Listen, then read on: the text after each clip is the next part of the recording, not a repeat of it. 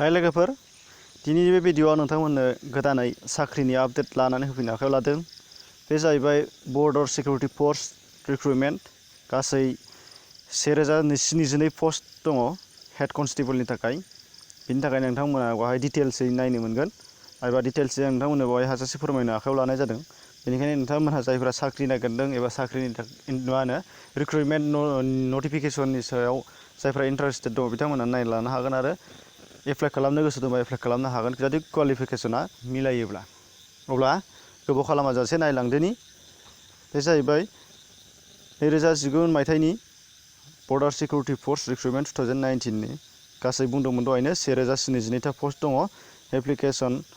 Apply खालामनाया अनलाइनै जागोन।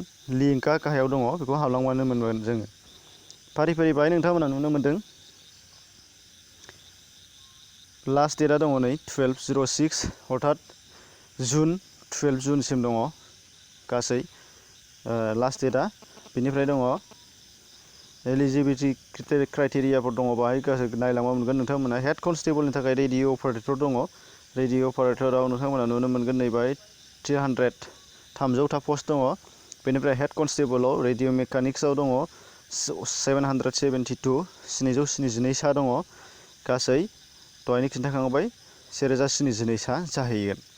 ओमफ्राय बिनिफ्राय इडुकेसन क्वालिफिकेसनाव नोंथांमोना नुनो मोनगोन बाहाय फार्स्टआव दङ हेड कनस्टेबल रेडिअ अपारेटरनि थाखाय जोङो मेट्रिकुलेसन एबा मेट्रिक पास अर इकुइभेलेन्ट होनदों, मानेबा मेट्रिक पासनि बाराब्लाबो जागोन होनदों। नाथाय मा दंदेरो ओरैजाय नोंथांमोना सिनबोना खिन्थानो आखायाव लानाय जादों नैबाव 2 years industrial training institute certificate, माने ITI नि 2 years डिप्ल'मा थानांगोन होनदों हेड कनस्टेबल रेडिअ अपारेटराव।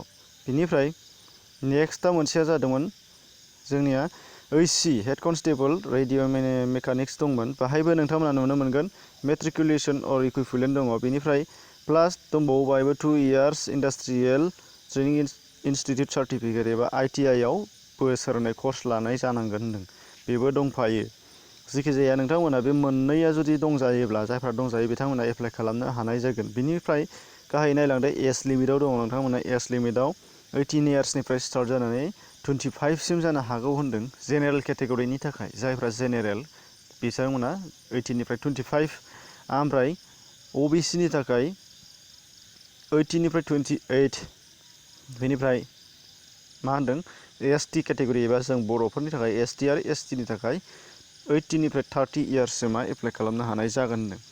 बेनिफ्राय गोजौआव नोंथांमोना नायलांबावदो एग्जामिनेसन फिस दङ। एग्जामिनेसन फिसआ जाहैबाय जेनेरेल अर OBC केटेगरिनि थाखाय 100 थाखा 100 थाखा अनलाइननि गेजेरजों दाननांगोन।